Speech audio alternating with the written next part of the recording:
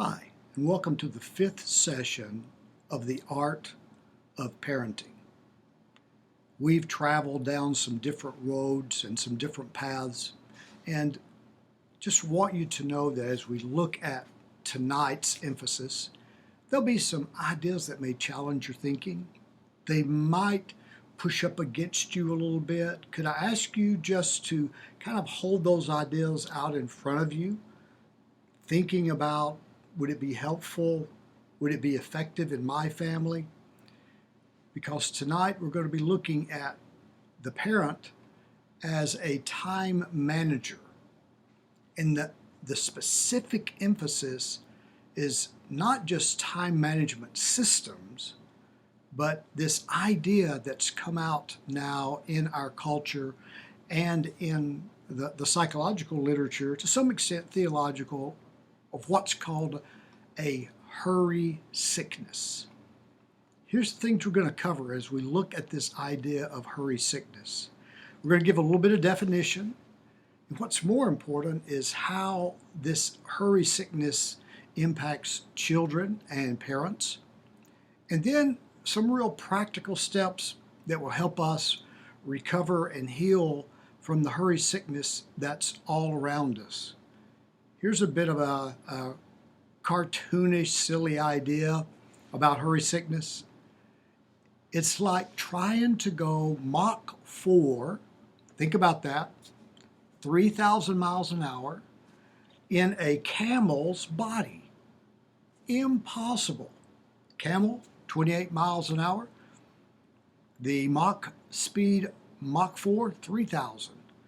No wonder we're exhausted. We don't have the capacity to go at that speed. So here's a little more of a technical definition, then a more practical one of hurry sickness. It's a behavior pattern, notice that, not just episodic or occasionally, but it's a pattern characterized by continual, it's a good word, continual rushing and anxiousness. It's an overwhelming and continual sense of urgency. Do you ever get the sense that everything you're involved in carries on a scale of 1 to 10, a level of 10 urgency? That's the hurry sickness. And in italics, you'll see the quest to do all, emphasizing all, the quest to do all and be all that begins to cost your physical, emotional, relational, and spiritual health. Isn't there so much today that we can do and that we want to be? But as we go along, we're going to get the idea, I'm going to present it to you, that we're living beyond our human limits, and that's going to be a characteristic of hurry sickness. Here's some effects. First of all, you see some images of children. The effects of hurry sickness on a kid. I guess you know by now, they are not designed to be hurried. If you've ever tried to get your 2-year-old or 3-year-old or 18-month-old, or maybe even your husband to hurry up, it just doesn't happen easily. So here's some of the effects. Sleep problems, bedwetting, headaches, stomach aches, worry, anxious, relationship problems, learning difficulties. Gosh, that is a lot. A lot of things that are caused just by the pace that we keep. Now, here's the symptoms for the parent. Notice anything significant? I marked through bedwetting, usually not a parental problem. As you get closer to my age, maybe. But the same problems, the same effects on children and parents alike. So here's your first exercise. Take a few moments and discuss, number one, what causes us to hurry and rush so more? Take a little bit of a deep dive into that. And then, what are some of the symptoms of hurry sickness that you think about, that you experience? Then, how does the hurry sickness impact your parenting and your children, your family structure? And we'll be back in just a minute. Here are some specific hurry sickness symptoms, and I hope you have a handout that will list these for you because we're going to use this in a few minutes. The first one is just plain, easily irritated.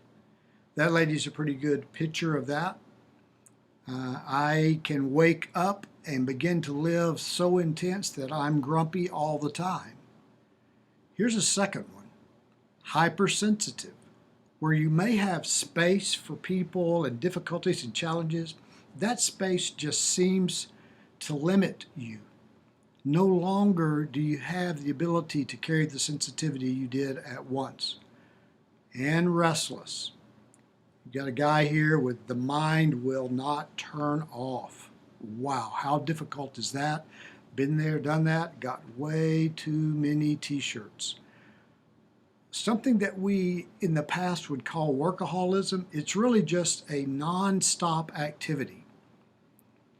Maybe you're one of those people. I know I have been at times where it seems like I have to be moving all the time, fidgeting. That's another symptom or indicator of hurry sickness. And this is a difficult one. It's when you begin to lose the ability to feel. Your empathy skills, your attentiveness to others just empties out into a numbness. So easy during hurried sickness to get things out of priority. Number one becomes number four becomes number one, and urgency drives everything. The lack of care for your body. Now, I'm not thinking everyone's like this young lady who's dealing with an unkept hair or body. I'm thinking about the need for rest and the need for recoup and the tending of your body emotionally, mentally, and spiritually. What about escapist behaviors? I know I'm going to find me on this list. Codependency, I've done a bit of that. Food and eating, boy, that's a challenge. Gambling, sex, love, work, shopping, my debit card, internet, and games. They don't have social media on there, but that could be one as well. All of a sudden, this intensity pushes us. We get pretty stressed about it. And then we begin to move toward escapist behaviors. And then out of the spiritual life, those routines and rhythms we keep spiritually, whether that's scripture reading, being with Christian friends, prayer, silent solitude, those can just easily begin to slip. And that's another indicator of the hurried sickness. And the last one is we end up being isolated. Not that we want to be, but we're alone like this individual is out on the end of this pier. Here's another exercise I would like you to do. Take a few moments, review that list of hurry sickness symptoms that are a challenge for you. And I believe on that handout you can even rate them 1, not so much of a symptom that impacts you, or 5, a symptom that really does impact you. Then you can take some time sharing that with your group. So how are we going to combat this? We can identify it. We can look at the symptoms. We can look at the effects on ourselves and our children. But here's some things I want to pitch out to you. One is this. What if you were to throw your will at ruthlessly eliminating hurry? Yep, ruthlessly eliminate hurry.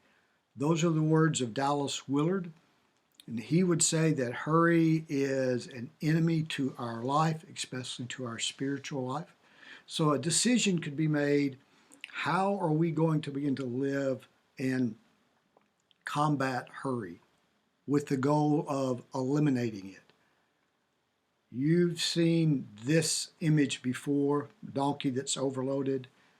I think one of the main reasons we hurry is we do not accept our human limits. That we have a limited capacity to do things. Unlike God, who is all-knowing, all powerful, could be all places at all times. We are not omnipresent everywhere all the time. We are omnideficient. So we've got to begin to accept those human limits. Here's an important one for me, and maybe it is for you as well. Be attuned and sensitive to the expenditure replenishment cycle in your life. And you'll see the circle with expending. We can expand and expand and expand and expand. And at some point, we're going to need to go back down and replenish. And you're going to need activities that will help you in the replenishment cycle. For Jesus, we would see him going to the desert, going to the mountain. And the disciples weren't always ready to go. They didn't necessarily understand the importance of what he was trying to teach them. So that expenditure replenishment cycle is significant. And here's what we know for children, and believe it or not, for adults, we need undesignated time. If you're like me, you might be going, where am I going to find that time? Yeah, I get that. I get that. That's another indicator of hurry sickness when we can't find a time slot. We need sort of a miscellaneous time. For sure, children need an undesignated playtime where they can just let themselves go, of course, in a safe way. Another thing you can do in short spurts is called deep breathing or diaphragmatic breathing from your diaphragm there under your solar plexus, where take a deep breath and your stomach goes out, then your chest, and then release it. Here's a bit of a routine that you could start with. Breathe in for counts of 4, like 1, 2, 3, 4. Breathing in through your nose, then out through your mouth for the count of 6. 1, 2, 3, 4, 5, 6. I want to introduce havening to you if you've not heard of this before. It's a way, if you remember the hand brain, to calm the emotional brain and bring our thinking brain and our emotional brain back together. It is a new technique that's being introduced actually to life coaches, but also to clinicians. And it has to do with the mechanism of physical touch. You can see on these pictures where the touch is to be applied here under your eyes. You're actually creating a neurochemical firing of delta waves, which is a sleep wave. And then from the top of your shoulders down, just gentle like you would stroke a pet. And then your hands in whatever form or fashion. Delta waves are about 3 megahertz. And when you do this, you increase that delta wave activity potentially up to about 90%. This will be about 50%, and then your hands in this havening touch about 25%. So here's a key about this brief introduction of havening. You're going to need a distraction list to help your cognitive mind not intrude into that emotional brain. And I've given you one of those, an example of that I hope you have. And when a person is feeling pretty tense, say on a scale of 1, not tense at all, or very limited, all the way up to 10, a person is a 7 or an 8, you would want to do 3 rounds of distraction. Let me show you what this might look like while you're applying the havening touch. So for me, let's say I'm at a 6, I'm worried about stuff, I'm stressed, and so I am going to see myself doing 10 jumping jacks. And these distractions are going to help the cognitive brain not throw more emotional memory down on to the emotional brain. So I'm going to start out with counting these jumping jacks as I see them in my mind. 1, 2, 3, 4, 5, 6, 7, 8, 9, 10. Then I keep the havening going, the havening touch, the delta waves, the electrochemical. And then I'm going to list guys' names beginning with each letter of the alphabet. And I'll just do a few for time's sake. Adam, Bruce, Carl, David, Edgar, Frank, Gary.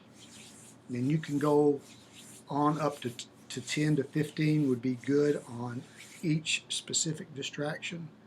And then I'm going to hum Mary Had a Little Lamb.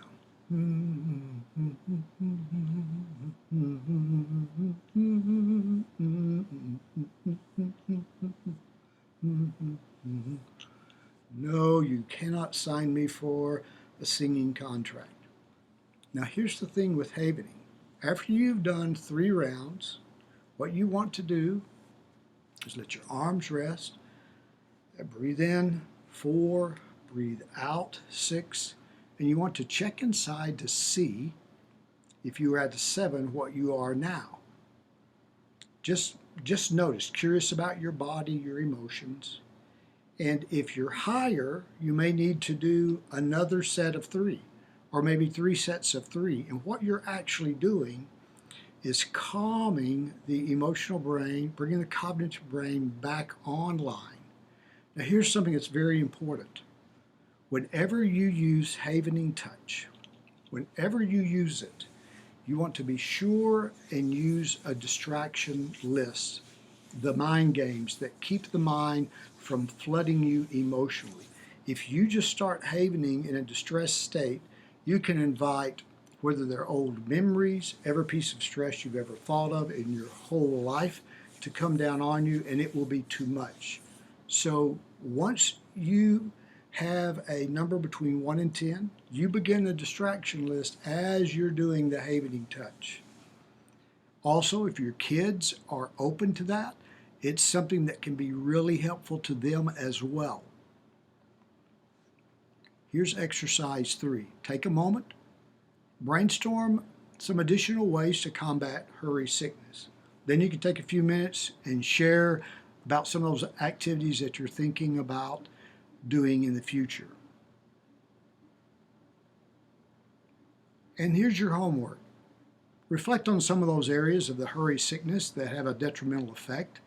Kind of identify the specific ones, then select some strategies. Maybe even check in on those each day. And for sure, try out the havening, always with the distraction list.